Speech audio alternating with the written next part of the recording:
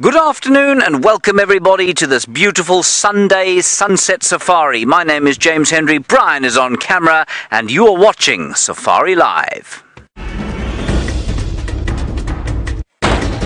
Ready.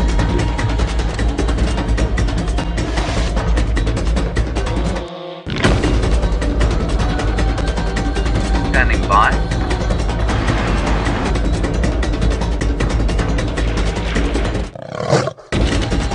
Five, four, three, two, one. You are live, you are live. It's a very balmy sort of 30 degrees Celsius apparently today. That's 86 degrees Fahrenheit. It is still the middle of August, which means we're in the middle of winter. Not very wintry temperatures at all. Hopefully harbingers of a great deluge to follow. With me, of course, will... What today? A tumbleweed. A tumbleweed, very nice, Brian. Look at it tumbling away in the hotness of the midwinter's dry day. Over there is a Nyala. He's having a nice drink, a Sunday drink after his Sunday lunch. What do you think he had for lunch, Brian? Ooh, a little bit of this and a little bit of that. Some roast chicken, perhaps? Quite the buffet. Yes, probably. And apple crumble, of course. One must have apple crumble with ice cream on a hot day like this on Sunday afternoon. Now, you are on a live safari, as I mentioned. If you're wondering how it is that you've come across this stream and what it is you're watching and who this buffoon talking to you is, you are on a live safari. So please do talk to us. Hashtag Safari Live, questions at WildEarthTV, the former on Twitter, the latter on the email. There is a Nyala over there, that's the one you're looking at. But in this tree, to the left of us, I've just spotted a monkey. Brian, there's a monkey there. It's sort of on the left. There are probably quite a few monkeys in the tree, everybody. This is a jackberry tree, and it's a really good place to come and look for animals because they are enjoying the fruits. Let me go forward a little bit, and I'll tell you that on the other vehicle we have Djuma Patterson. Have you got a monkey there, Brian? I'll go a bit forward. Djuma Patterson is being filmed by the diminutive and heavily bearded Wiem Durenbrak, and in the final control, right above us. Kirsten McLennan Smith. That's not Kirsten, that's a monkey, everybody.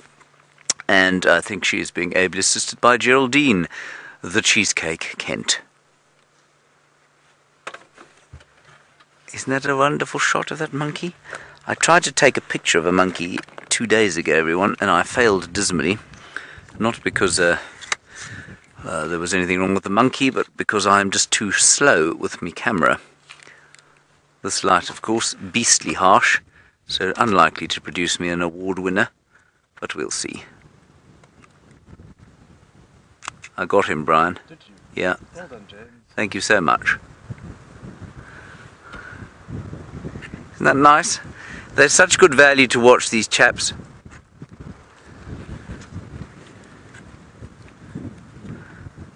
Monkey, where are you going? Stay there. I guess he's having jackalberries for Sunday lunch. No apple crumble and ice cream for him. No, Nyala finished it all. Nyala finished all the apple crumble and ice cream, yes, correct. I'm rather hoping these things will become a little riper fairly soon. There are quite a few on the ground there. I might go and actually sample one. Hang on a sec, everyone. They've been pretty dull up till now. Pretty tasteless and bitter. Now let's see how the monkeys react. They won't like the fact that I'm under the car or under the tree that they're in. But they can't really go anywhere, you see. There are lots of them up here. I can just see them standing underneath them. Now, ideally, if I was to approach the tree, they'd like to jump into another tree, because they don't know that I'm an incapable human being and I'm incapable of climbing trees anything like as fast as they are. So they're a little bit threatened up there because they've got nowhere to go, and so they'll watch me quite carefully, which is what they're doing now. See if I can find a ripe fruit for you to sample, everyone. Mostly just skins, though, on the ground here, where the monkeys have been dropping them. So they peel them off in the same way that you and I would, and then they drop them, the peels on the ground. No, there are no fruits. They're very carefully being dropped, just the pips. Oh, here we go. Here's one. I'm just going to give it a taste.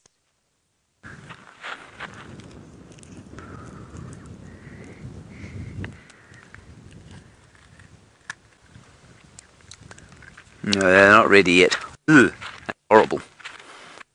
No, not ready yet, I'm afraid. Righty.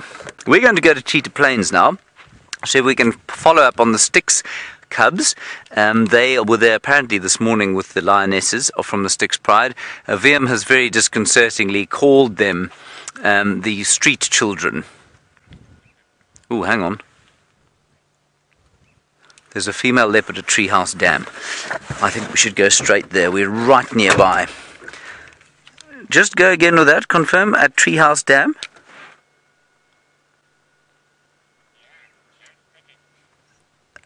Affirmative. This is very exciting. It's just come through now on the wire.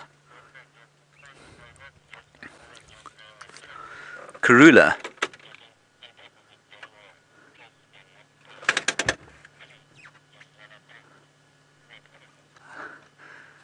Okay, copy, thanks. We'll try and make our way there. We're just on Elephant Carcass. Okay, everybody, let's go and see if we can't have a quick look at Karula before we go to the...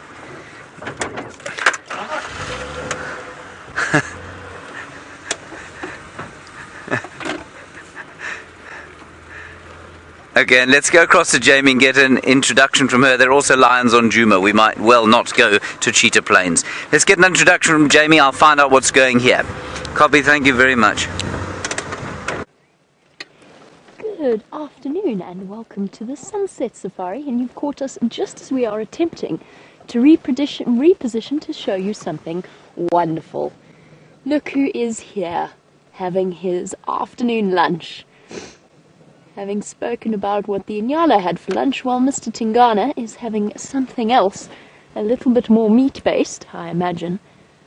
I have absolutely no idea what it is that he has found, but he has definitely managed to find something.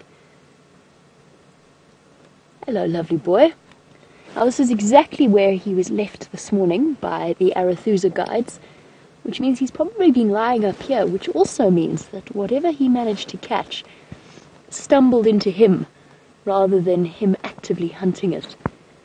And it's also most likely something small, given the fact that he has now finished it all off. Hello, beautiful boy. So exciting stuff. Karula reported at Treehouse Dam, Tingana resting in the shade of a tambuti thicket, and Vim and myself perched precariously on the side of a termite mound. Not the easiest spot to get into. Good afternoon, by the way. My name is Jamie, and I have VM on camera with me. And we've managed to relocate him. We actually followed the sound of his crunching. I'm going to try and just go forward ever so slightly. Let's see if he will let me. Oh, a lovely start for this afternoon, given that this morning... Hello, tree. Is that going to be in your way, VM? No? There we go. Given that... Oh, there we go. VM's now wearing it on his head. This morning we spent the morning in a rather fruitless search for the Nkuhumas. They led us in circles. And I tracked a mating leopard pair, Mvula and his lovely lady friend, off the property and onto Buffelshoek. But we started off Brent started off the morning with Tingana walking ahead of him. This morning he was sawing away. What have you got there? My first thought was that he'd caught something like a scrub hare, but that bone is too long.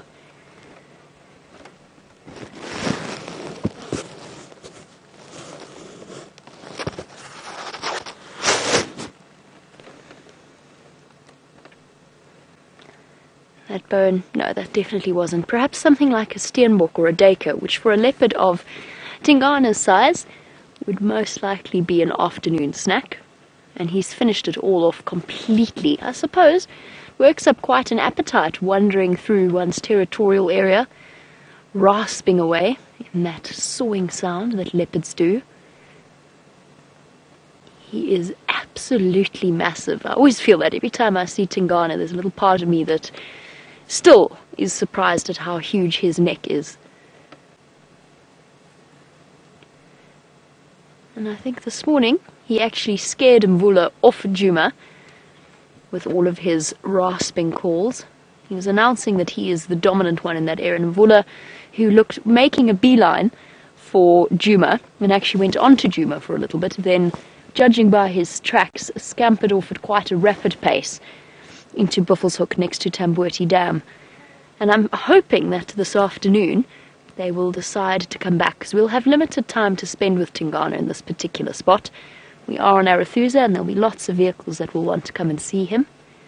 And because of the position that he's in, it's probably only going to fit in 1 or 2 vehicles.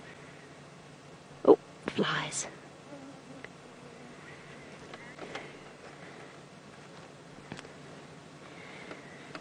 Of course, Tingana is the dominant male leopard that we see most often around these parts, but there is another a little bit further to the west. Andrew, I'm afraid I haven't heard any news about the Anderson male recently. The Anderson male, I mean, he's starting to sort of take on these mythical proportions in terms of stories from the Sabi Sands. He's rumoured to be the biggest male leopard that at least the northern Sabi Sands has ever seen.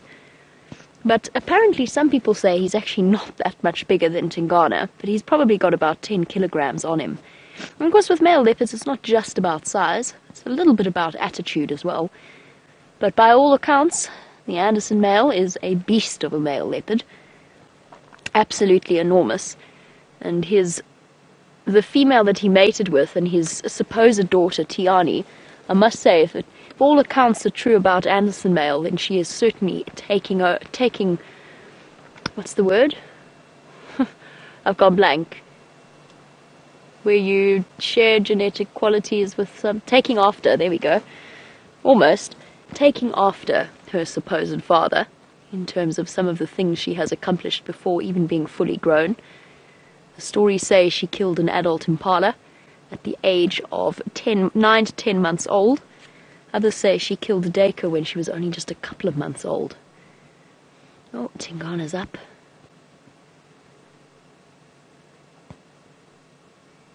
And he perhaps is reveling in his good fortune that some poor Steenbok or Dacre decided to come wandering in to where he is. Oh, wonderful.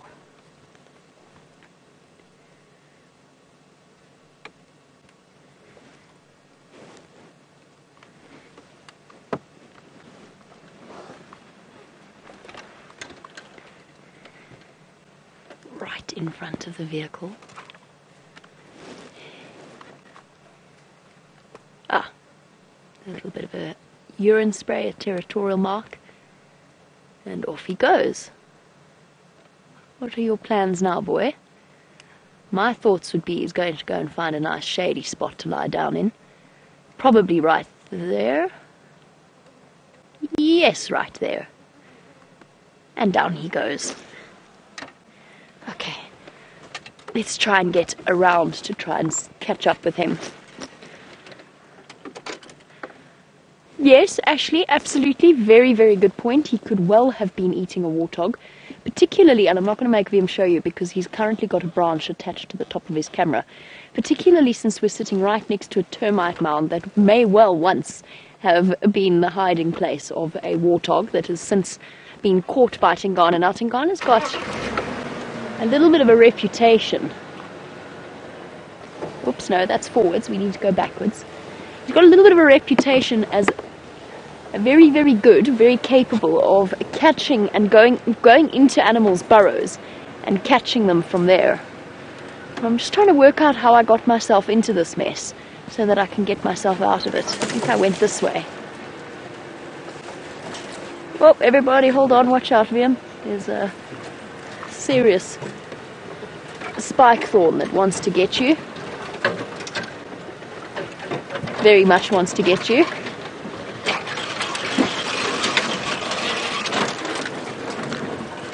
There we go. Oh, no, there we don't go. Got an antenna. Almost.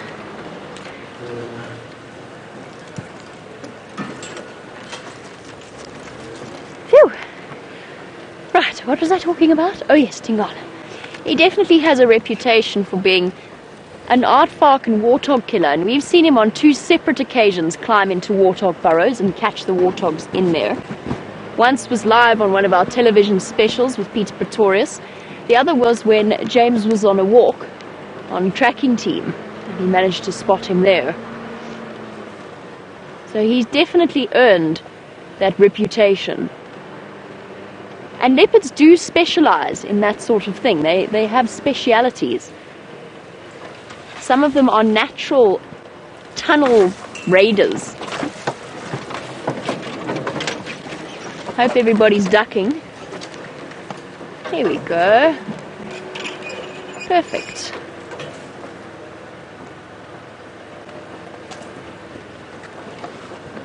Aren't you beautiful?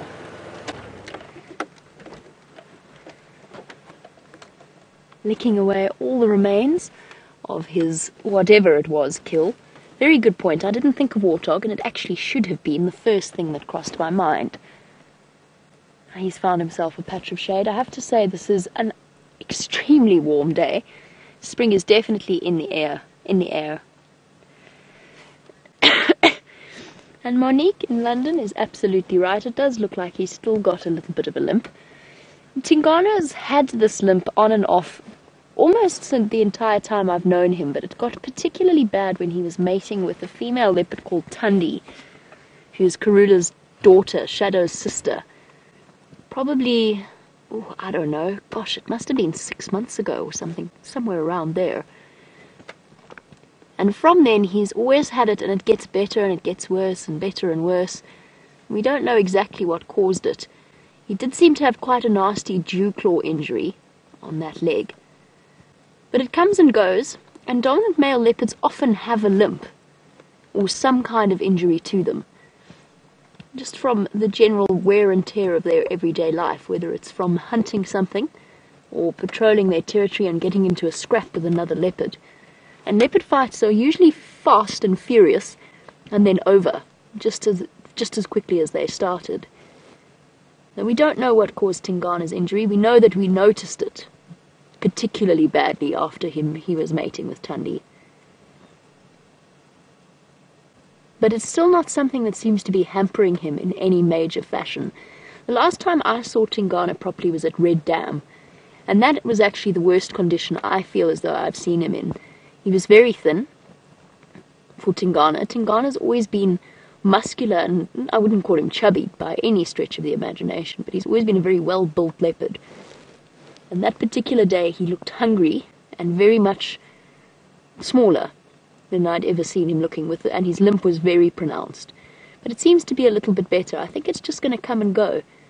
And it's probably the winter cold exacerbated it. You know, it kind of got stiff and sore as he moved throughout an area.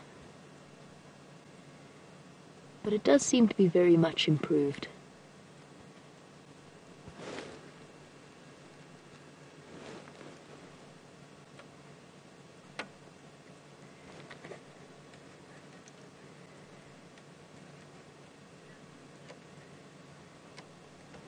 Oh, what a lovely message from Fee Duffy, who is from South Africa originally, but has since left the country and is now feeling terribly homesick for the African bush. Well, Fee, this might be the next best thing. The only way we can really comfort you is to offer these live safari experiences for you every day, twice a day. And of course, no drive is ever the same. But Fee, I completely understand. I think for me, when I lived in the UK, the longing for the African bush had me fleeing to all of the dam cameras almost constantly. I used to sit and study with my headphones on and listen to just the sounds of the African bush, even if I wasn't watching the dam camera the whole time. That, of course, was when I had internet that was capable of doing such things. But that's how I used to cope with my longing, my yearning for the African bush, but I really, really do understand completely. Doesn't he just look so happy with himself? He's got his shady spot, he's got a full belly. The flies are irritating him a little bit. But he's got a nice comfortable place to lie down.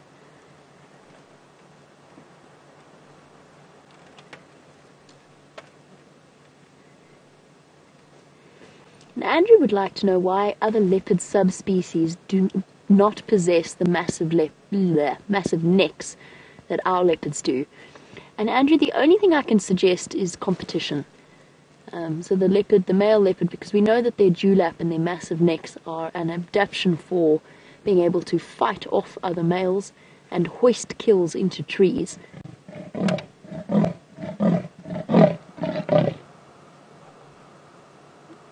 Okay. Well, that was a surprise. Middle of the day, full belly, territorial rasping call. How awesome is that? What are you calling for, boy? What are you smelling? I have to tell you, leopards are so much fun, and Tingana particularly, because they do such unexpected things.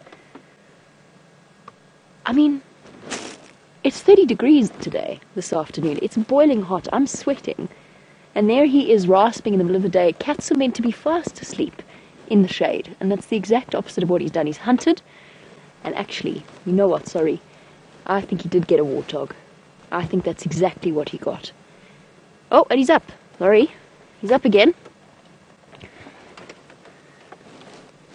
Sorry, Andrew. We'll get back to your question in a moment. And he's down again. I was going to say, it can't possibly be that unpredictable. I spoke about it this morning, the fact that I once saw Tingana on a 40-degree day, settled in the shade of a tree, and then he got up and walked far that afternoon. It was a day that we had to start the sunset safari late, because it was too hot. So, Andrew, my guess would be competition. We've got some of the highest leopard concentrations, at least in South Africa, in this particular area. So that in turn will mean that the leopards with the biggest necks, in terms of protecting their vital parts of their necks, their spine, and just being generally stronger than other males, they'll be the ones that pass on their genetics. Whereas with something like Cape leopards, for example, the competition is... oh goodness, this is now much trickier. The competition is much reduced. The flies are irritating him. You can see the irritation written all over his face. Now in the Cape leopard, which is slowly starting to be a recognized subspecies, first of all, there's a lot of literature to suggest that they are in fact a little bit inbred, which will immediately start to reduce their physical features. And secondly, there's not nearly as many. It's not nearly as high a concentration. Oh, catch them! Get them! Get those irritating flies. This sort of reminds me of Connor at lunchtime. Yeah, Connor doesn't snap at the flies, just to clarify. But he does try and catch them. And Steph. Actually, even more like Steph. I do have to share this with you, just talking of flies and Connor. Connor caught a fly in his hand, like something out of the Karate Kid. Not quite chopsticks, but with his hand, and then promptly threw it at Kirsty and nearly landed in her mouth. You gotta be tough out here. You never know when attack is around the next corner. Kirsty handled it very well. Not the fly, that is, the situation. Anyway, moving on. That's why, I mean, the only reason I would say that the size difference is a big deal in this area is competition. It's why the northern Sabi sand leopard in general are smaller than the southern Sabi sand leopard, because the territory here is not as coveted as it is further south. Of course, the leopards around rivers with huge vegetation, big trees. Huge vegetation, I'm sorry, that doesn't make any sense. Enormous trees, big tambuerties, fig trees, jackalberries, and a high prey concentration will mean that competition is fiercer than it is here. Which is why territories for leopards are bigger here, and they're smaller in size. I mean, some of the females that I saw in the Kruger National Park next to the Letaba and the Olifants River were absolutely enormous. They were basically double Karula's size.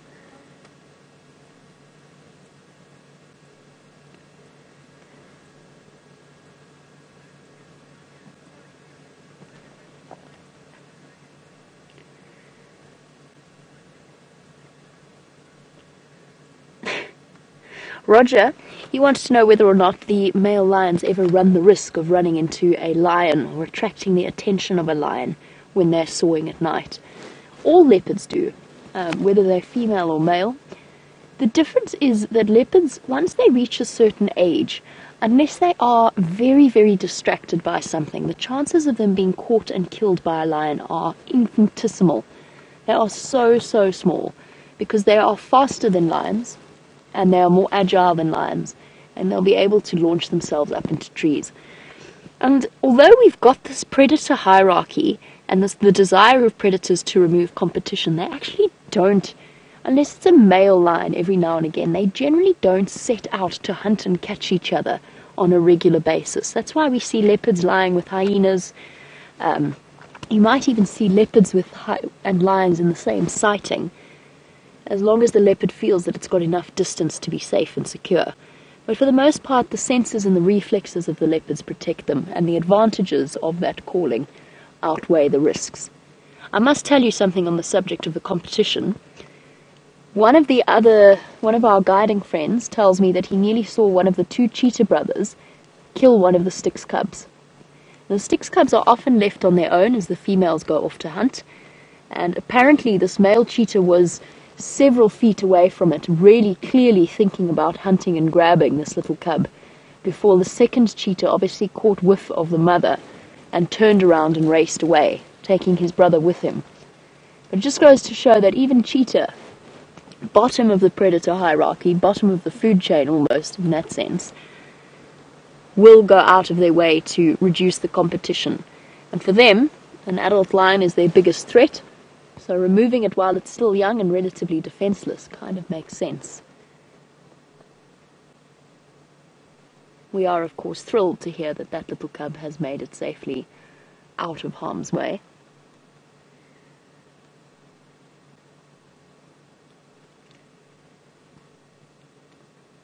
Tingana, if it had been Tingana that had stumbled upon those Styx cubs, things might have been a very different story.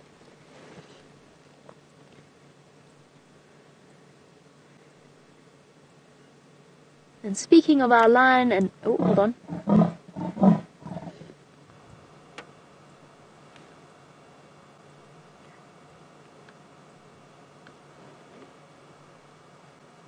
What's happening?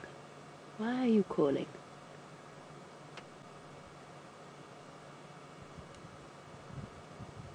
We're going to sit here and try and figure out exactly what's happening with Tingana and why it is that he's calling in the middle of the day, which is not unheard of, but it is relatively unusual.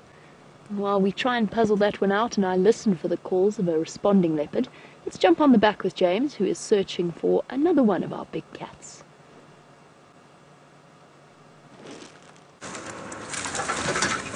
Now, we did find her, everybody. We found the lioness that Brian and I saw yesterday, that you all found on the Djuma Dam cam for us. And if you look over there, there's a jackalberry tree that we could see from the other side, but we just didn't have a good view of the lioness. Now, she should be just ahead of us now. So we're going to push gently through here. We saw her with the 3 tiny little cubs from yesterday. And so we want to drive very carefully and as quietly as possible, but of course driving quietly through bush of this exceptional density is not very easy, is it, Brian? No, no, no. It is quite noisy. So, I mean, in theory, she should be right here.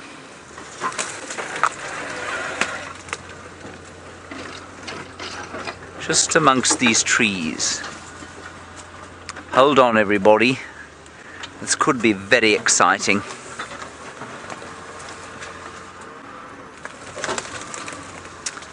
Hello, Shamel. You're interested in how many cubs there are with the Nkuhumas. As far as I can tell, there are 8 now. 3, 2, and 3. You got them, Brian? Brian's got them, everyone. There we are. Yes, just have a look through there. I'm going to ask Brian to put the camera on her just so that you can have an idea of how brilliant Brian's eyes are. There she is. And there the little ones suckling. Isn't that wonderful? Oh, it's fantastic. Okay, let's try and get a little bit closer. I don't think they're going anywhere. So Shamel, 3 here, 2 in one litter and 3 in the other litter as far as I can remember. There should be a very nice view once we get round the corner here. As quietly as I said, watch your heads everybody. Ziziphus mucronata, buffalo thorn.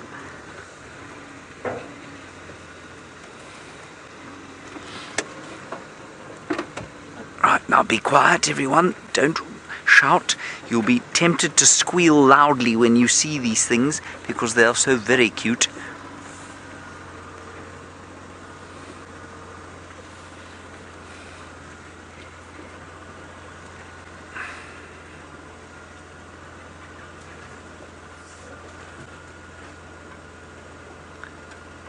Brian, how's that for you? Everyone, there are lots of trees, but we're close enough now. We'll try and move a little bit forward once they're completely used to us and once the lioness is completely comfortable. Isn't that wonderful? There we go.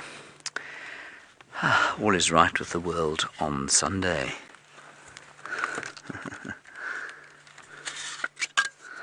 What a rare joy. Well, not so rare these days, but you know.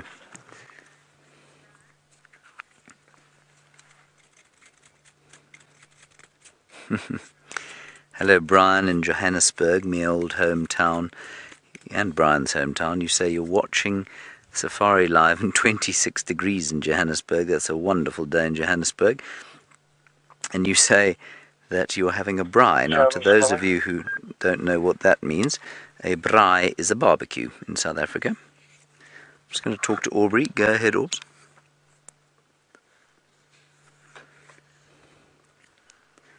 Oh, this is wonderful. Aubrey, go ahead.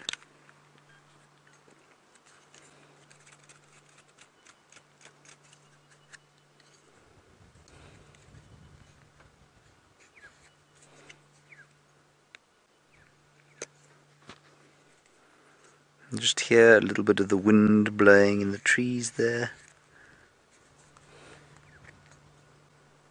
It's a very perfect afternoon.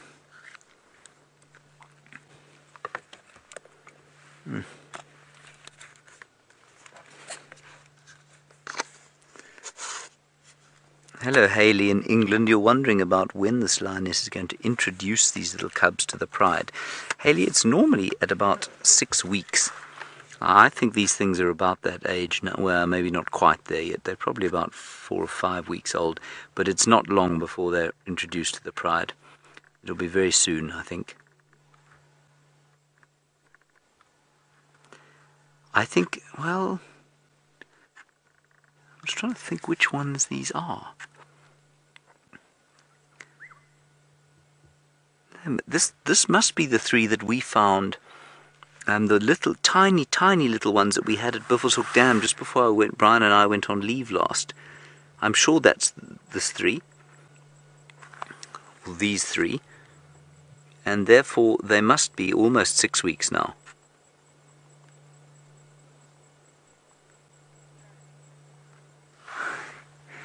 Isn't that sweet?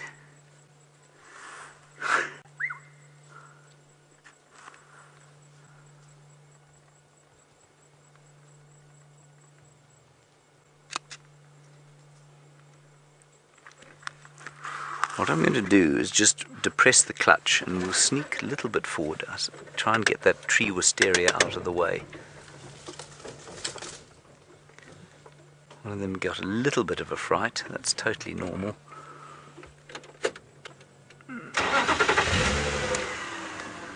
They're very relaxed, so I'm not too worried. Or Mum's very relaxed, which means they will get relaxed too. Brian, tell me when you've got a decent view there. How's that? Okay, there we go, everyone. Now we won't move.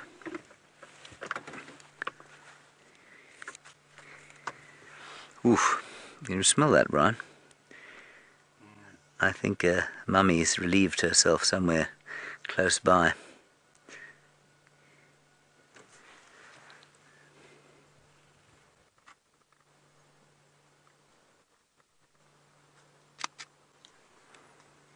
What an amazing sighting. This is the way to spend Sunday afternoon, everybody, after a substantial Sunday lunch.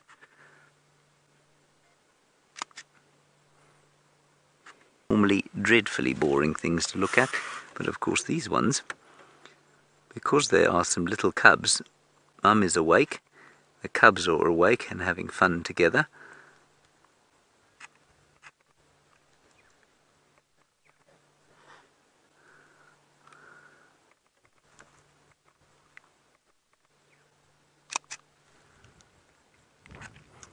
Yeah, so I'm going with about 6 weeks old, I think these are, and they were moving with her yesterday, which means that they were probably, it means that, you know, that she has kind of probably introduced them to the pride already, although she's spending obviously some time on her own still. Let me just go a little bit forward, just because there's one playing with Mum's tail that's quite amusing.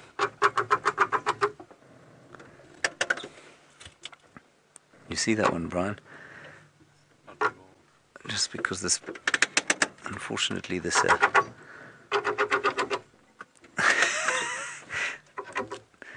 that is the most irritating noise in the world. Okay, ready? Okay, there we are, everyone.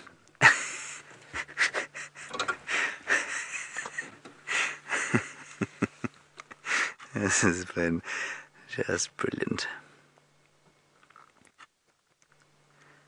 So tired after a heavy Sunday lunch of lion milk. Oh, now they're starting to make those lovely noises they make.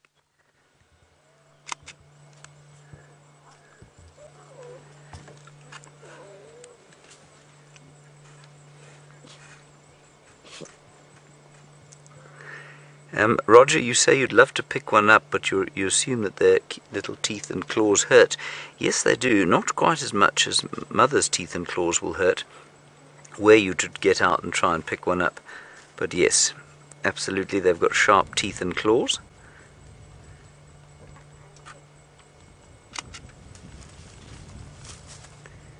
Mum's up.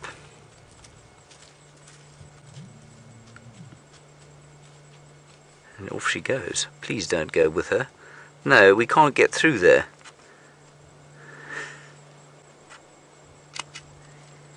That's very unkind of them to move down into the drainage line there.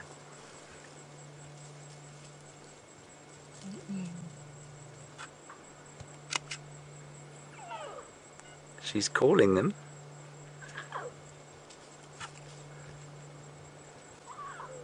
We will definitely try and follow them, everyone.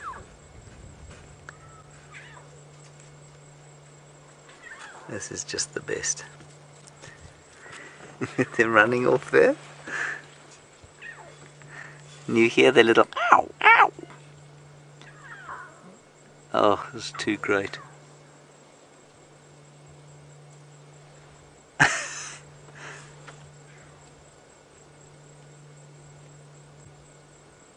Wowee. Right, now, the complication of trying to get into that position.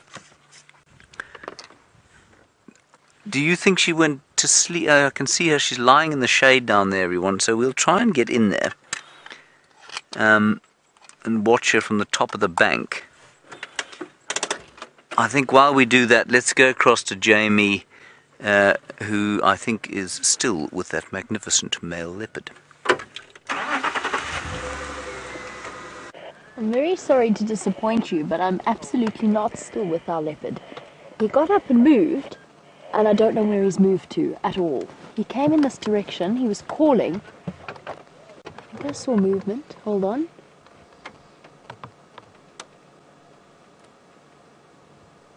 No, I think I imagined that. He came through somewhere in this direction. There was a go-away bird that called once, but then it went quiet again. I don't know where he went. He went, the reason I lost him was because he went through one of the river systems where I absolutely couldn't cross without going around and through to the other side. And I know exactly where he crossed because, if I go forward a little bit, my marker that I was using is a vulture's nest that is sitting at the top of this knobthorn tree. And interestingly enough, just by the way, a little random aside, the vultures are nesting. They should have laid their eggs by now. So I was using that as a marker. He should have popped out somewhere here. The difficulty with leopards, of course, is sometimes they move and then they just go and lie down in the shade somewhere. And it might be that he's done that, though. I suspect he's going to go and have a drink. That's where he's off to. Or there's another leopard in the area, which we might not have realized, because that calling suggests he was in the middle of the day. Makes me wonder about why he might be up to that. And while we go and try and find him once again for you all, let's go back to James and those amazing lions that are just off Hyena Road.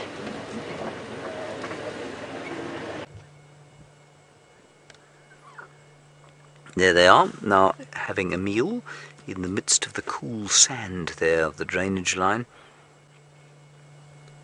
Well, one of them's having a meal, the others aren't.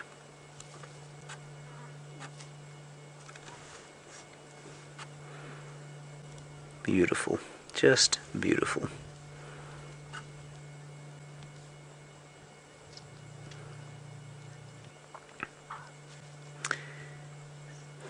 Jean in Oklahoma, a very good question from you about what happens when Mum goes hunting. What does she do? Does she teach them to climb a tree, or hide them in bushes, or stash them, or what?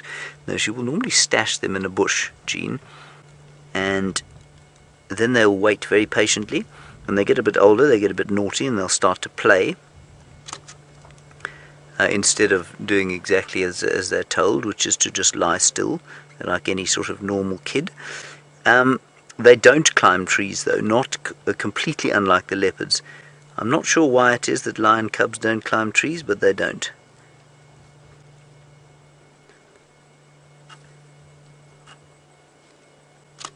And I suppose they're probably, if they were desperate, they might be able to. But I've never seen a lion cub in a tree.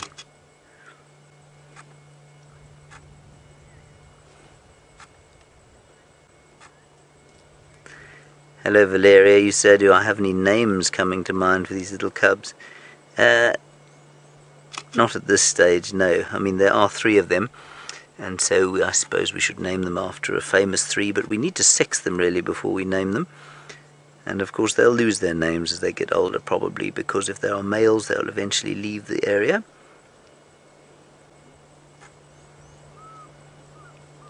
Mum being very patient, but clearly quite exhausted. Let me get the binoculars out. Brian, can you super zoom in on the one that's lying down with its backside facing us? We might be able to sex it. No, too late. She moved. He or she.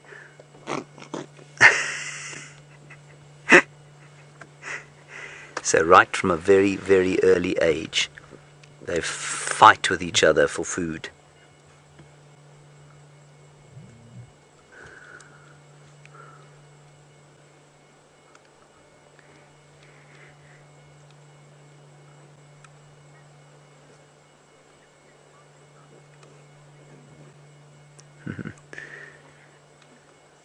Kathy, you say they look so harmless and cute. How big are they in comparison with a domestic cat?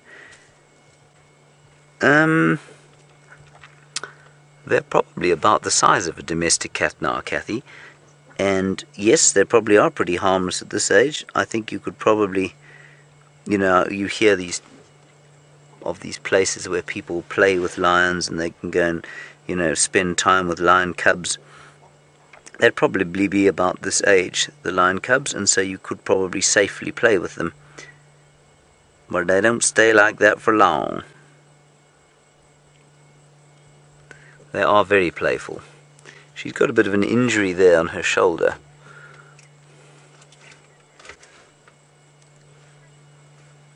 See that?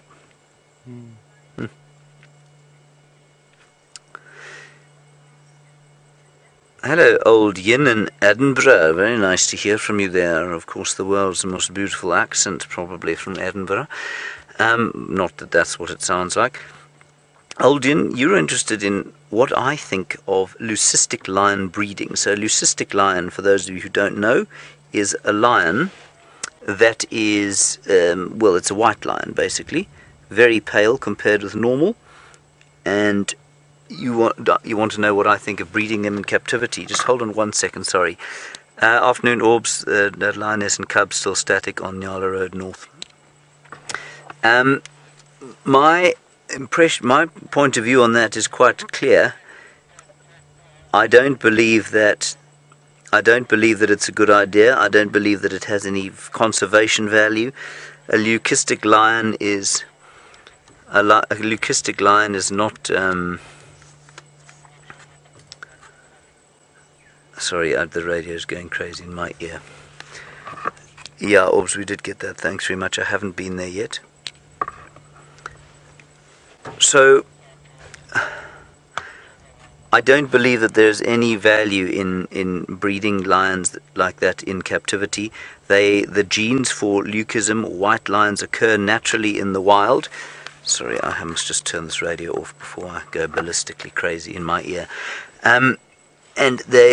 So the genes for white lions exist all over in the wild, but they're only expressed rarely because they are recessive genes. And so to breed them in the wild in captivity is the same as this very odd propensity, especially in South Africa, to breed rare game. So black impala or golden gnus, or all these strange recessive traits that do occur naturally in the wild from time to time.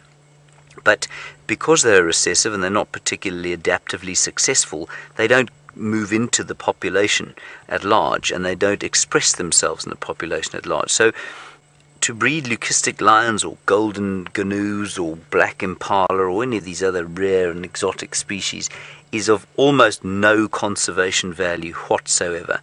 And doubled with that, of course, the effect of having lions in captivity, really probably quite a bad idea. A lion is easy to keep when it's this age. As soon as it gets to mum's age, however, they're not tameable. They don't tame. You can't keep them in a... you can't really keep them as domestic animals, and they don't domesticate well. They are wild. They are potentially very dangerous when they're adults, especially if they are used to people and they're not afraid of people.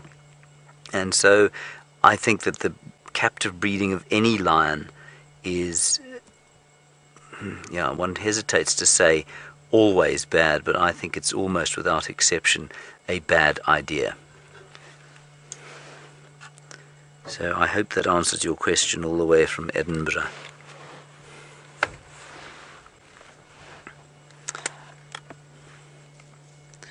Everyone, when I say the radio is going crazy in my ear, what I mean, everyone, for those of you perhaps new viewers, is that the game drives from the commercial lodges around here, like Djuma, Cheetah Plains and Arathusa, they're all starting to get moving now, because their guests go out a little bit after we do. They have their tea on the deck overlooking the water holes, which is a very civilized thing to do.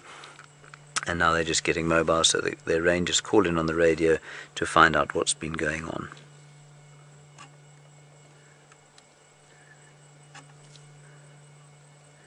We are very, very lucky here, everyone. This is not something you do every single day.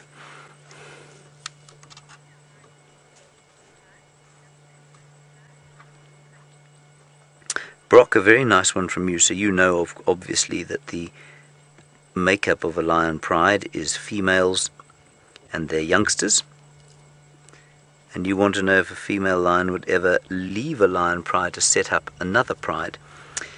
The answer is most likely not, Brock. It's highly unlikely. The reason for that, of course, is that she finds safety within a pride like this. And the general state of affairs is that if any of these cubs are females, what they'll do is remain in this pride. There's no real reason for them to go off unless the pride gets very big. Now, in this kind of area, prides are normally sort of 5 females or so, plus their attendant offspring. But you can see very quickly that if, for example, these 5 females of the Nkuhuma pride, they've suddenly got 8 extra lions. Now, 4 of those are probably female, plus minus. Suddenly you've got a pride of 9 now. 2 of them still haven't given birth, so we could have a pride of 12 or 15 plus attendant offspring. So very quickly the pride could go from 5 to 20 or so. At that point, sort of 20 to 24, you'd find it might split. Now that's not going to be one lioness going off and forming her own pride. It'll be probably two groups of closely related females going off separately and creating their own prides, if that makes sense.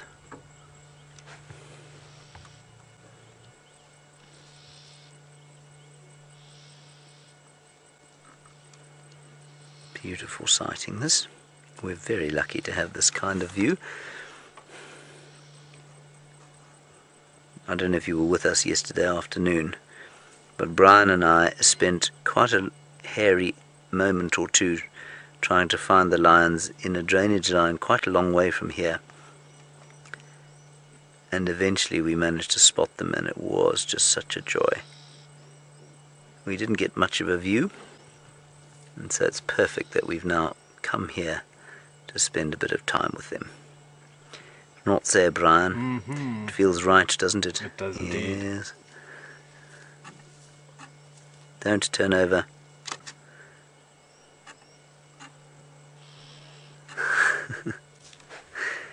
Now, of course, they're going to want to go over the other side.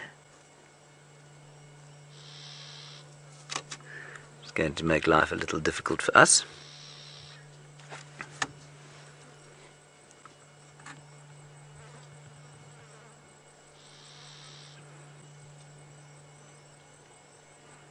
See how Mum is panting there?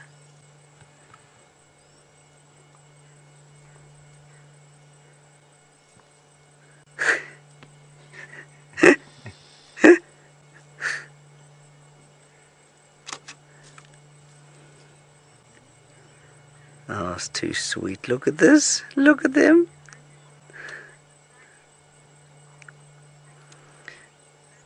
Monique, you're in London and you say this lioness eaten recently.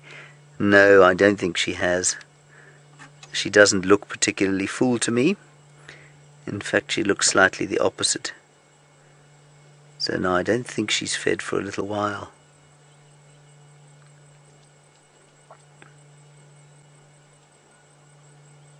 Certainly the cubs seem to be feeding. They were at, if I'm not mistaken, they were actually made it to the Djuma Dam Cam yesterday evening from where we saw them, but quite late on at night. I think Connor said around 3 a.m. And they came back this way, and I know that Jamie and Brent, 1 o'clock, and I think Jamie and Brent were looking for them this morning. They knew they were in here somewhere, but didn't find them. And then somebody on a late game drive this morning just drove past on the road, and she'd brought them out onto the road. And that's how we managed to find them. I'd love to say that Brian and I, with our superb tracking skills, got them in here, but that is not the case, is it, Brian? No. No, alas not. Alas.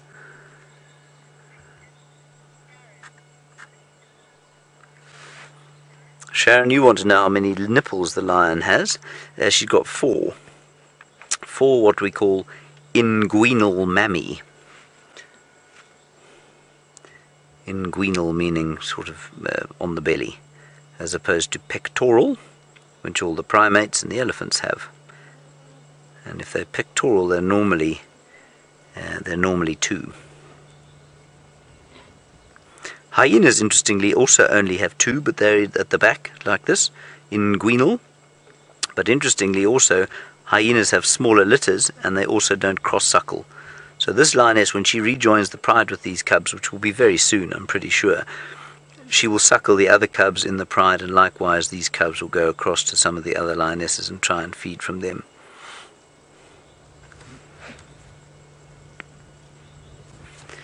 One does have to sort of pinch oneself every so often just to make sure that you are actually awake. We're sitting here in the middle of the middle of the Sabi Sands, western fringes of the Kruger Park, Sunday afternoon, and there's a lioness there with 3 little 6-week or 5 or 6-week-old cubs just sort of being while we're here, which I think is remarkable. It's quite easy to get a bit blasé about this stuff.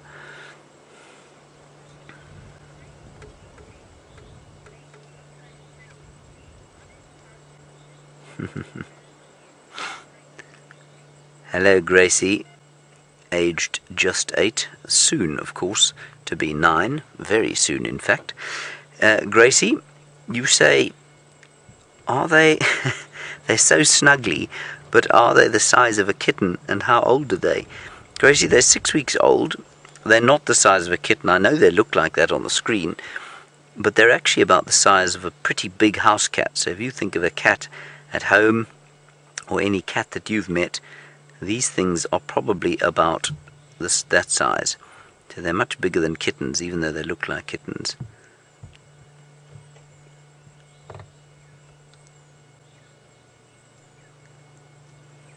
I mean, you cannot believe the weather either. I mean, it's 30 degrees here, middle of winter.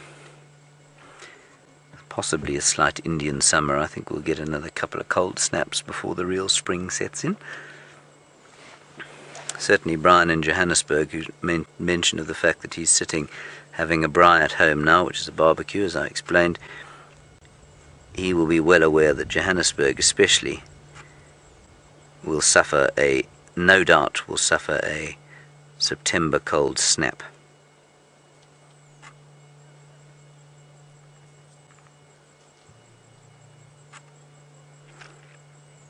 Alright, let's go back across to Jamie for a short update. I'm a bit confused by that leopard, so I hope that she will have some light to shed on a situation.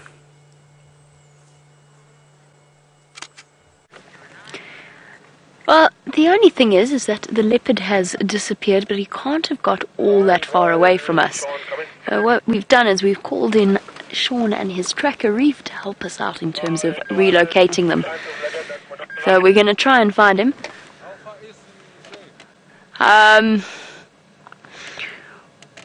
Where he was before, where those off-road tracks end, he went straight across the Skova from there and then this way. Yeah, more south.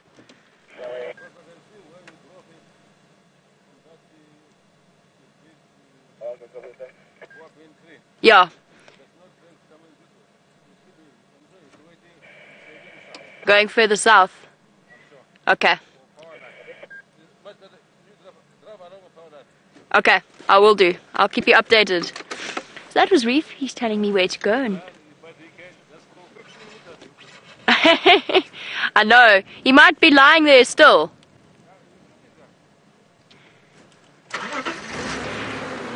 I really enjoy Reef. He's such a fun person, and he's so good at what he does. So he's told us to go and drive the power lines. I'm not going to be questioning him.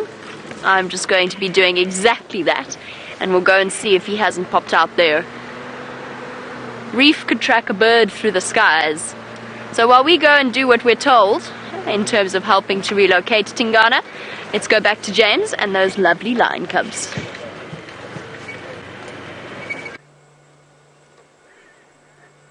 Just in case you thought that I was in fact remotely talking about this from some distance away, I am actually at the sighting with Brian Joubert and his thumb. Oh, wait. The tumbleweed thumb. There it is. A particular highlight of the Sunday sunset safari. Back to the lions. Now, I've taken a number of rank average photographs,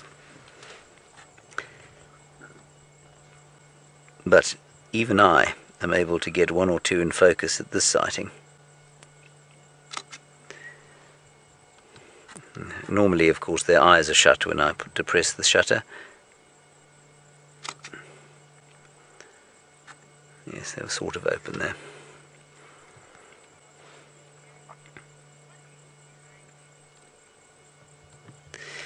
Now, Rob, you're in New Jersey, and you want to know about the weaning and when they wean from their mum's milk. Rob, there's a nice way of remembering this with lions, and that, of course, is the number of the devil. That's not to say that there's anything devilish about lions, but 666. So 6 days before they open their eyes, 6 weeks before they join the pride, 6 months before they wean. So it's quite a nice way to remember it. Well, that's how I always remembered it. 6 days to eye-opening, 6 weeks to joining the pride, 6 months to weaning. This is incredible. Brian once struggles to know where to look, you know.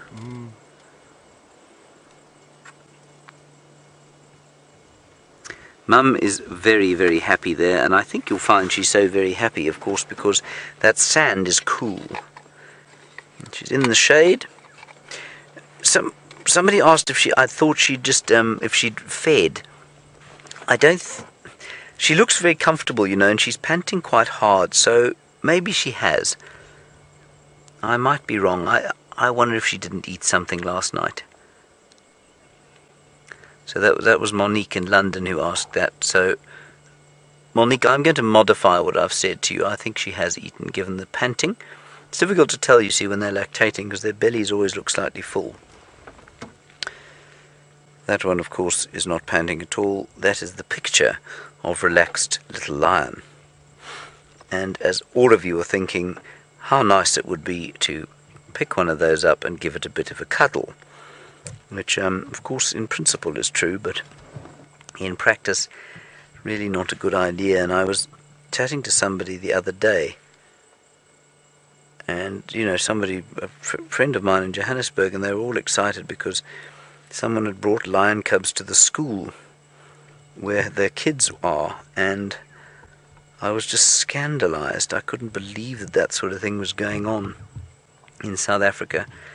It really has been shown to be a rather dreadful practice, because, like I say, they do grow up into that rather terrifying beast lying in between.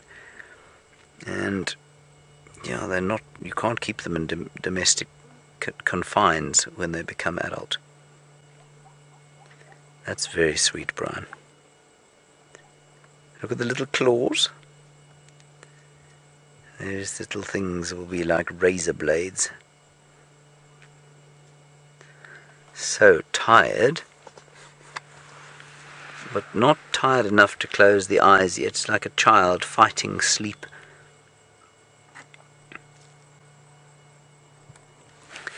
I was had another rather fascinating conversation with somebody about sleep the other day, which I shall get into now once we've answered Angie's question.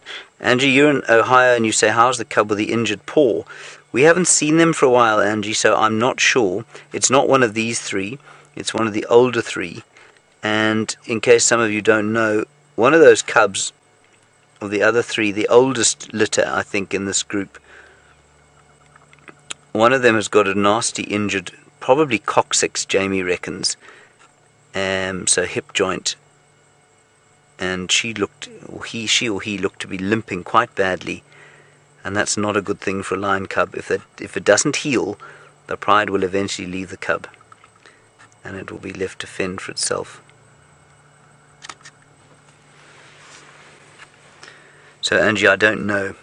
Now, as we watch this lion, the little cub sort of fighting off sleep, I had a wonderful sort of conversation with somebody the other day about how we as human beings, especially in the Western world, are so desperate to put our children to bed and try and, you know, regulate when they go to bed and that sort of thing. And quite interestingly, this person I was talking to was saying, well, you know, we don't ever do that. The child goes to bed when it wants to go to bed.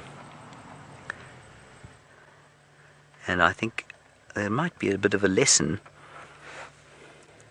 There might be a bit of a lesson for us from the lions. Of course, these lions sleep when they're tired, and they're awake when they like to be. It's probably, I wonder if it's slightly more exhausting for Mum. She also sleeps when she wants to, of course.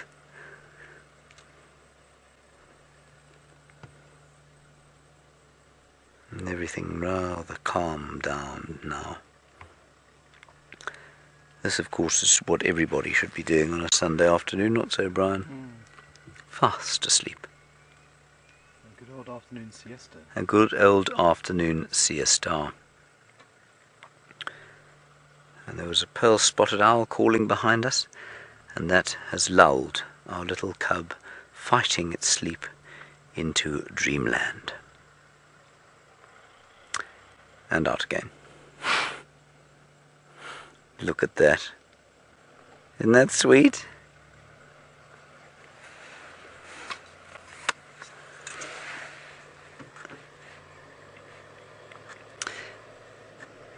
Kim, you're in Florida and you're wondering at what point in time we're going to be able to identify the gender of the cubs. Kim, the answer is right now. If we get them enough, if we get a good enough view of their backsides, we'll definitely see them. Station on Nyala Road North, come in. There's just somebody who's driven past us. Okay, Cobby, you probably got a view from that side, but you can try the side. I think it's going to be fascinating to see them get a giant Land Cruiser into where we are. Before they get here, I'm going to suggest we do a little bit of a move, just so that there's a bit of space when they come in here. I don't want to disturb them, but we're going to move just a little.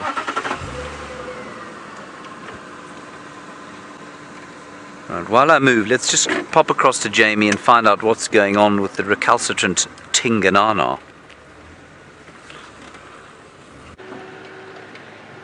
Tingana, as he's officially called, is playing very hard to get. And sorry, I'm just listening to the game drive comms at the same time, which unfortunately I cannot put on silent mode. Oh, I can actually, that's working now. Sort of. Anyway, so I'm desperately looking for Tingana. I'm reluctant to leave him just yet because I want to try and work out exactly what it was he was calling about or why he was calling. Because he was very much, for a leopard with a full belly on a hot day, he was very keen on being on the move.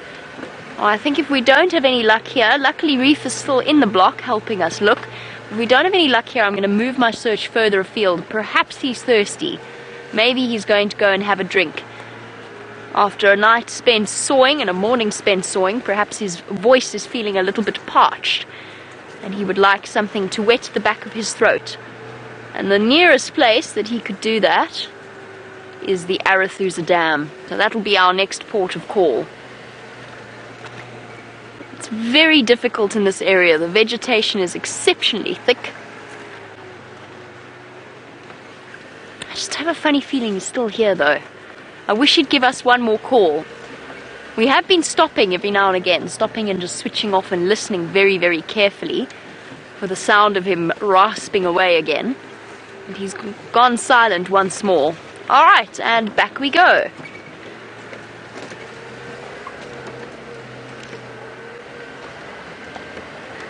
I'm also hoping if he is still moving, perhaps the monkeys and the go-away birds will give his position away. The tricky thing with Tingana on foot is you've got to be very, very careful not to get close to him, because otherwise he just moves away. He actually not runs, he just sort of slowly slinks away from you. He's not like Karula. Karula's lovely on foot. Karula will sit and watch you perfectly relaxed, but Tingana will slink away and move into a different area, which makes him hard to track down on foot and then follow up with the vehicle.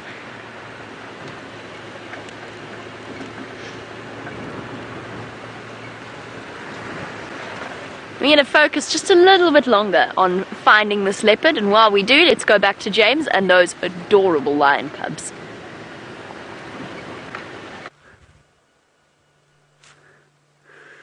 We've just done a little bit of a move around, everybody.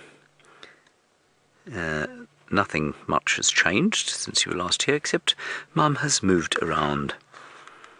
I've also assessed that I think the chances of that Land Cruiser getting into where we are now is almost negligible.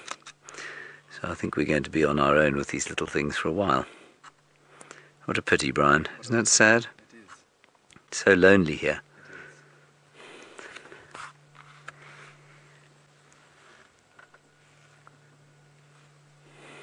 Here comes the other one. What's thinking about coming out?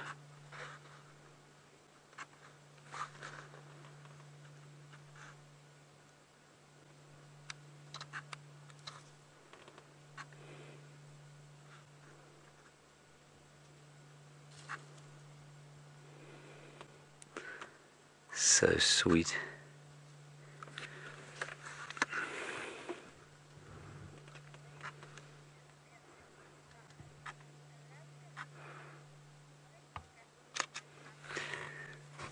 Hello, Isabella. You're just 5 years old and you're wondering about their tongues and how scratchy they are. They are definitely scratchy, Isabella. They're probably much scratchier than a house cat's tongue. And Mum's tongue, of course, is very, very scratchy. It's the scratchiest kind of a tongue. It would be like steel wool. I don't know if you know what steel wool is, but I'm sure you've probably got some in the kitchen at home. And it's the kind of thing you use to clean a pot with. And that's what Mum's tongue will feel like. And these little ones probably feel quite a lot like house cats, maybe a little bit rougher than house cats. Remember, they don't want to have their tongues don't want to be too rough at this stage.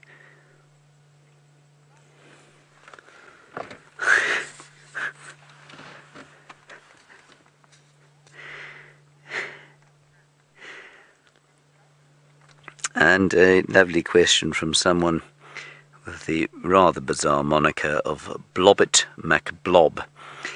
Blobbit MacBlob, thank you for joining us this afternoon, wherever you happen to be blobbing about the place. You say, it really is very special, some of the names that people come up with. Blobbit. You wouldn't have the cubs, something about the cub's blue eyes. I'm afraid I failed to hear the question once I heard your name. But yes, the cubs do have blue eyes, and they start out blue, and then, well, they're bluish brown, and then they go to the sort of normal greeny lion colour. You can see there is definitely a tinge of blue. Not as blue as leopard cubs' eyes often start out at. Now, Hosana and Shongile, they certainly started out with the brown eyes already, but often leopards will start off with blue eyes. And these chaps have got relatively blue eyes. Would you say they're blue, Brian? More grey? More bluey-grey. They're not very blue, though, are they? So Blobbit McBlob, a little bit of blue there, some grey. Difficult to tell, of course, because all of our screens are calibrated differently. But from where I'm sitting, they look pretty grey. Not exactly the colour of the sky. Look at that little thing.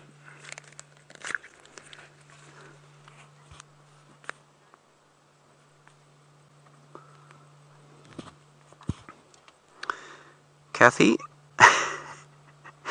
It's a lovely question. I've never thought about this before. You say, what do I think these cubs smell like? Well, I hope they don't smell like their mother, because their mother will be a bit niffy. But they are quite fastidious cleaners, and they will be cleaned by their mother all the time. I think you'd find they probably don't smell dissimilar from a house cat, I imagine. It may be a bit niffier, a bit dirtier than that, but yeah, not bad. I certainly can't smell them from where I'm sitting now. And, you know, that's one of the things, of course, I think it's one of the major reasons that cats clean themselves. I don't think it's because they necessarily want to be clean. I think it's because that way back in evolutionary past, and, well, in the case of lions now, they want to be scentless so that their animals, the prey species, don't pick them up on the wind.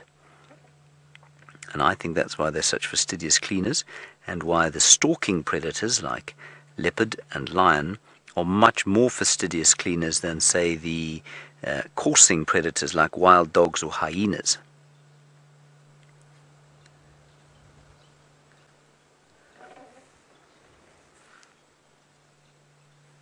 You might just be able to hear a little bit of the wind rustling in the leaves.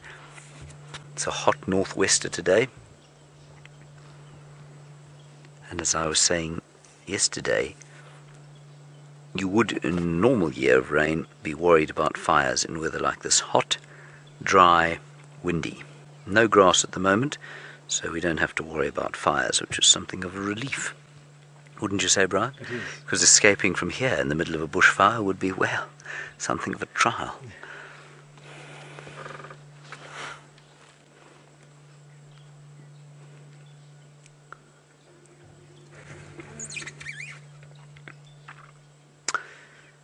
Well, this is a nice one from James Bear, because it's not that easy to answer, and it has many varied many varied sort of permutations.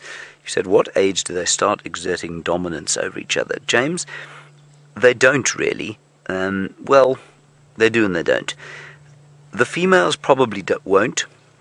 They won't exert, there's no real hierarchy, except at a kill site where the biggest and most aggressive will feed first, because she's prepared to have a fight.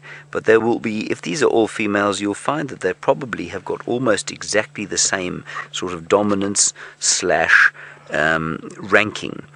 If they're male, eventually when they get into a position where they're in a coalition, I think it will depend quite strongly. I think it will depend quite strongly on how much testosterone they have, and that testosterone will be defined probably genetically. So if we look at the sorry, the radio's going again in my ear. If we look at the Birmingham boys, it's quite interesting to watch. They had a big fight the other day that Jamie watched, and I think she interpreted it exactly correctly. Amber eyes coming into estrus, and they were fighting over mating. It was very clear there that there was a battle for dominance. But when they're in a coalition and trying to take over a territory, it really is very unclear as to whether there is a dominance hierarchy or not. Sometimes there isn't. In the case of the Matimba males, I think it was quite clear that Hairy Belly was bigger and he had a darker mane, so he had more testosterone, so he was probably more dominant. It's only once they're adults, though.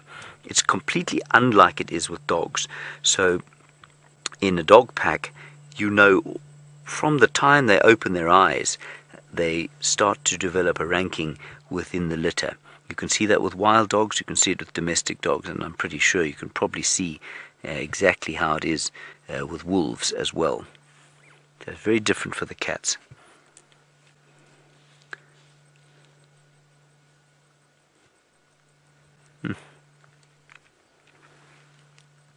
I'm just going to call in again here on the radio, everyone. People are starting to come close by here. Sorry, no, I'm not going to. There's much talking on the radio still. Now, Karula, unfortunately, everybody, Aubrey did find she went south again into Little Gari, so we won't see her tonight. Hello, Jenny, you're in Cape Town. That's very nice. You say, why have they got these spots on their heads? Well, the reason they've got spots on their heads is the same reason that a leopard has got spots. Remember that when she leaves them, she will leave them in an area like, for example, if Brian pans to the left there, there's a thicket. Now look at the light in that thicket. If you zoom into that thicket there, Brian, if you don't mind, just behind her tail there. That's it. That's the kind of area where they'll stay. Now, that spotted top of the head and spotted body and sort of black mantle on the back will really disguise them nicely in a position like that. When they get older, they get too big to hide from animals. And so they have this tawny color which helps them in the winter, and it helps them at night to stay kind of semi-camouflaged. But they're too big to actually hide and stalk through the thickets like a leopard would, and they don't have that hunting strategy. So it's only while the little ones need to remain hidden from other predators that they have those spots, and then they lose them once they get a bit bigger. And another fairly silent afternoon, you know, not much in the way of bird calls. Yesterday, almost completely silent right until the end of the drive. I'm very tired.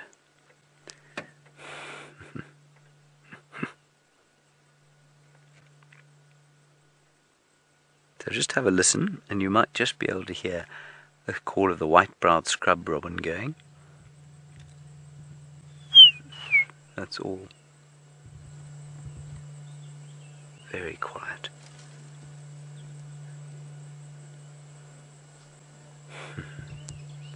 That's it, turnover. Yes, high action here, everybody. Oh, camera. Oh. Don't move. That's it. That's it. Well done. I think I got one, Brian. Yes. Astounding. I think she's probably looking at vultures, everyone. I'm just looking above us. She is looking at vultures. They are so high up, probably about, I would say almost a kilometre up, flying off to the east towards Mozambique. Do you think they're going on holiday, Brian? Probably. They're probably going to the beach, aren't they? Supping on some Mozambican prawns this evening in a Dodge Inn. Very nice.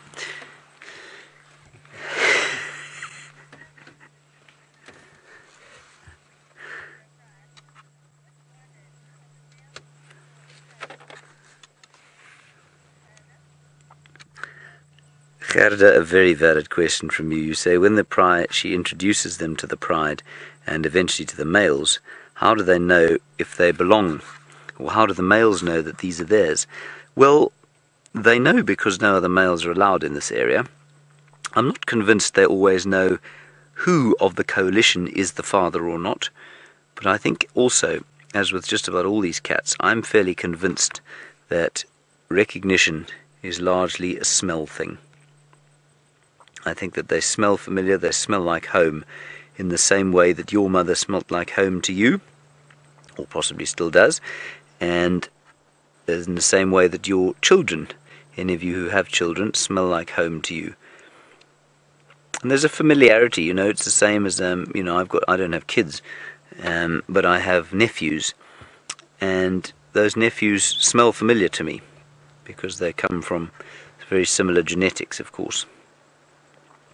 And I think that it's the same for the animals out here with their far more sensitive noses and ability to pick up pheromones in different scents.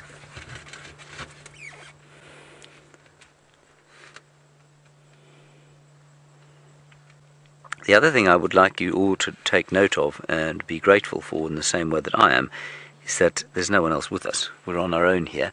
We don't normally get to spend this amount of time with brand new lion cubs. Normally we'll have to move out, but nobody else seems to want to come here except that fellow who was in his big Land Cruiser. I suspect he's probably lodged himself on a fairly large log not too far from here, and we'll probably spend the best part of the next 6 weeks trying to get off it. Not so, Brian?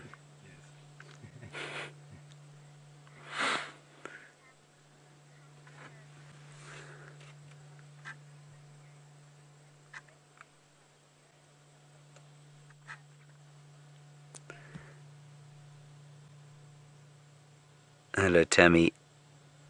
You want to know about... sorry, the radio again. You want to know about whether or not, or how many cubs have been born in this area, and... Sorry, Kirsten, I've lost the other one. One sec, Tammy. It's coming again. And is there a specific time of the year? So the first question is, with this particular pride, 8 cubs.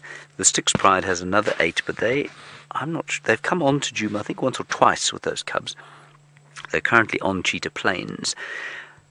There is no specific time of the year, but the reason it perhaps looks like there is a time of year, of course, is that these are the first litters of the Birmingham boys. This is their first time to mate. It's the first time that they've produced offspring.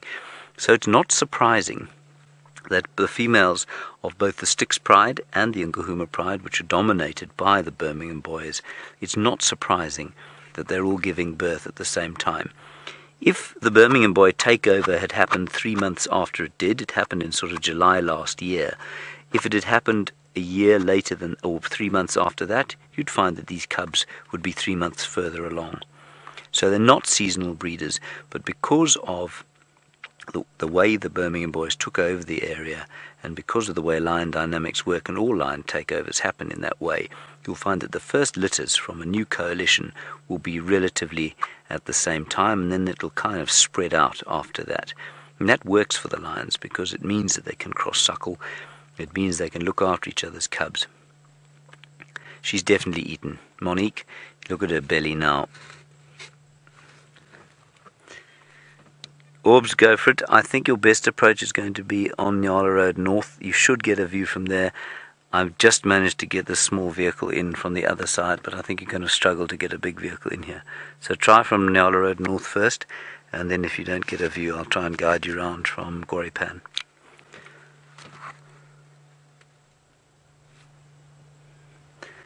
Aubrey's going to come and have a look. Now, I just want to, while Brian is showing you that one, I just want to look at this female and just see. No, I thought for a minute that one nipple wasn't working, but it isn't that at all. It's just that her belly is so full of meat that it's at an odd angle.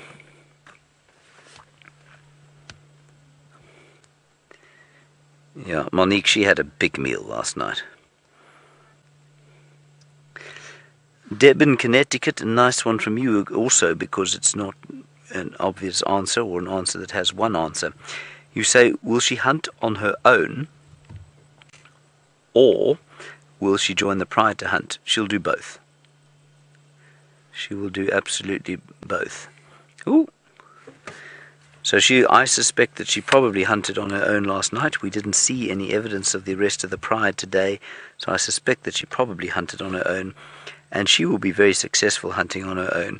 Lions can survive well on their own, and we think the reason they live in prides is far more for the protection of youngsters than it is for their ability to hunt. A lioness on her own, very capable of hunting for herself. And indeed, I mean, in some research shows that lionesses on their own actually eat more when they're on their own than in prides. But their cubs obviously have a substantially less or smaller chance of surviving. She's just scratching there. I don't know if you noticed as she rolled over, she's very clearly got a bit of a skin infection, and she's giving it a bit of a scratch, which of course she shouldn't be. All right, let's go across to Jamie, find out what the update is there. I'm not sure what's happening with Tingana. Very recalcitrant he's been this afternoon. Fascinating to see what he's been doing. Recalcitrant is perhaps the best word to describe Tingana. Sneaky is another one. Mysterious is another. And a few other choice ones come to mind. But Tingana has vanished completely. And so we've decided to actually pretty much abandon the search and look for other things to show you. But I have moved into this lovely area around Arathusa, just to the west of the dam, that is full of beautiful tamboti trees. Got overexcited by a hyena track. Beautiful tamboti and jackalberry trees. It was a favourite haunt of Shadow and Sindile when Sindile was still with her, the female leopard that lives in this area, and her now nearly 2-year-old cub. It's also quite a long time since we've seen Shadow and her. Well, I've seen Shadow, but to see Shadow and her cub has also been something that we haven't seen in a while.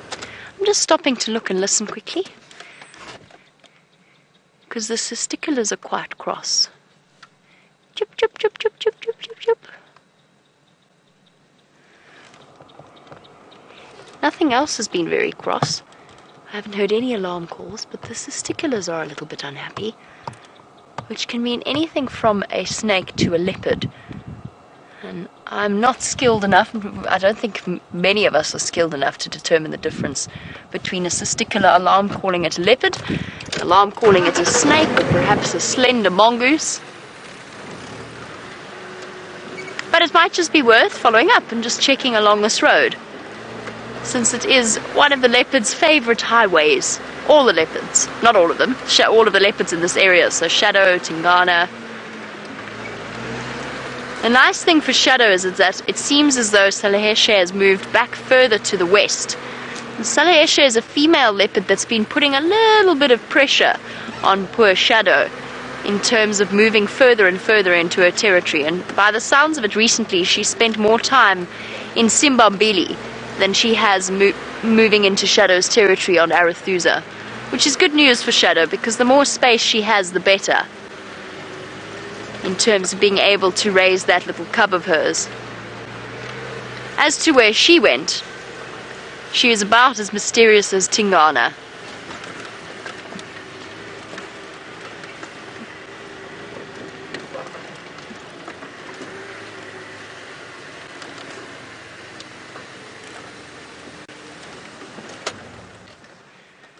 stopping to check somewhere in this drainage line. I have good memories of this drainage line. It's where Sindile followed me back to the car many, many years ago, months ago.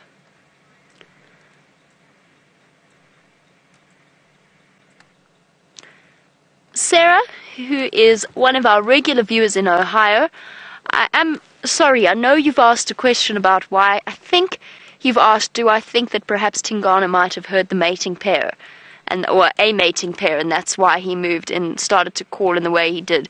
But to be 100% honest with you, Vim, can you hear anything? No.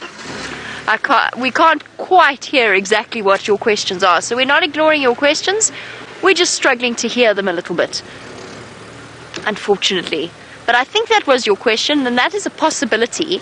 If it was the case, though, it would not have been the mating pair that we tracked this morning. So Mvula and whoever he was mating with moved further north into Buffelshoek, which is very, very far away from where we are now. But that might have been one of the reasons behind his response. He might just not have finished his territorial patrol. He got distracted by the meal that he caught, his warthog or whatever else it happened to be. He got distracted by that, and he hadn't quite finished patrolling as far as he wanted to patrol. Now maybe that's an explanation behind why it is that he started to call in the way that he did. But to be completely 100% honest with you, I really don't know exactly what it was that caused that response. He might just, leopards don't read the textbooks. He might just have decided that this was a perfectly appropriate, entirely appropriate time to start calling. And that's exactly what he did. I just wanted to check this road quickly, but I think I'm going to go to Arathusa Dam, see what's decided to pop around there and to have a look at the water level. And let's go back to James and his lovely sleepy lions.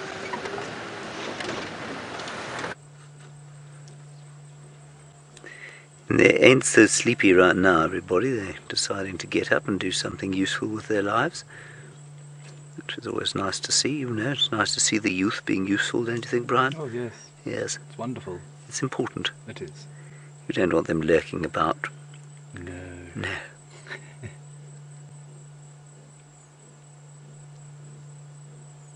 Very sweet.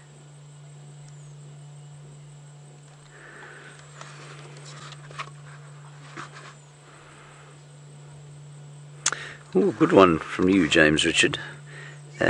You're wondering about the suckle marks and how long it will take for those suckle marks to disappear once she stops suckling. I think you'll probably find it'll take about a month. They're quite severe. I mean, those marks are quite severe, and although it will be very clear that she isn't suckling, if you look at them after, say, a month, you will definitely be able to see still that she has been a mother from the discoloration of the fur normally.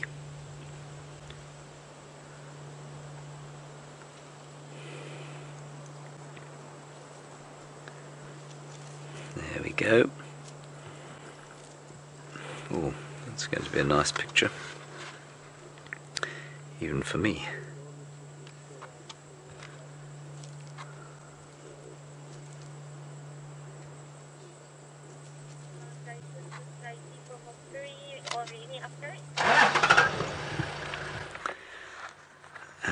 This is fantastic. I'm just going to have to get on the radio, everyone.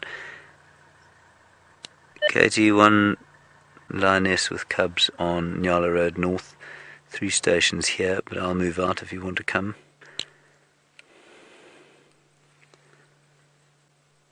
Okay, great, thank you. At the moment, visual probably only for 1 vehicle, maybe 2.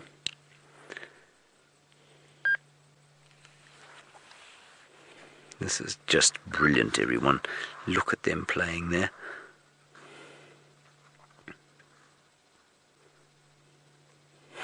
Yeah. This is fantastic.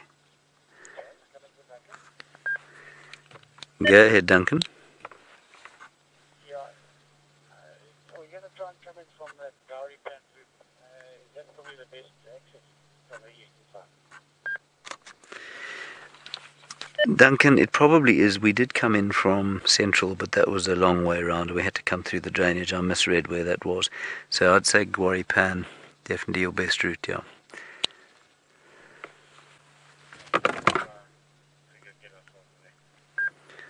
So I'm just trying to help him get in here, everybody. I think if he does manage to get here, we'll have to move out, but for the meantime, we can stay right where we are.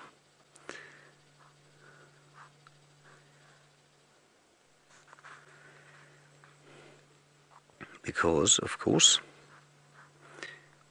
well, there's no one else pressuring us to leave.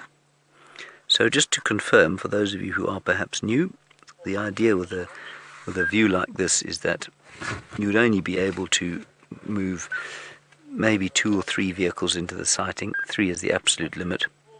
Often with cubs it's just 2. So in this case, if somebody else comes to where we are now, we'll have to move out, I'm afraid. But that's okay, we've had an incredible view.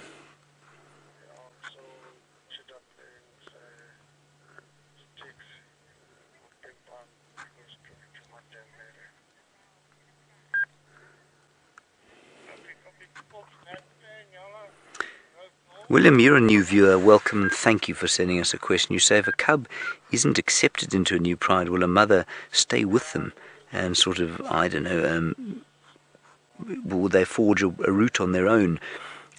William, it's highly unlikely that a cub would ever be rejected from a pride. I don't think that that's happened, or I mean, I'm sure it's happened once or twice, but it's not very likely. In fact, it's highly unlikely that that would happen. So, I mean, the basic answer is no. If a lion is rejected, or then it will normally die. The mother can't afford to sacrifice herself, because if a mother sacrifices herself, it means the cub will die anyway. So, you know, she's taking a risk if she leaves the pride to look after a cub, and she wouldn't do that.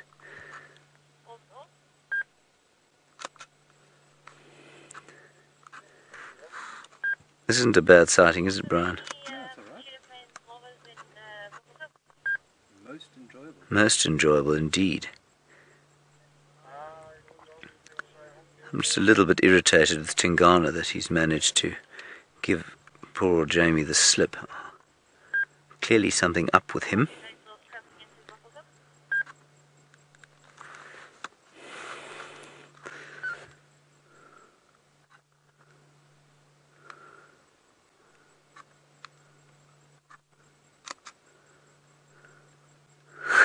This is just unbelievable. I mean, the photo opportunities here, I'm sure many of you are taking beautiful screenshots of the amazing compositions Brian is achieving. I'm certainly taking lots and lots of rank average photographs. At least some good ones of the scenery. Yes, I've got some good ones of the scenery. You're good. Well, I was the world's greatest landscape photographer, of course.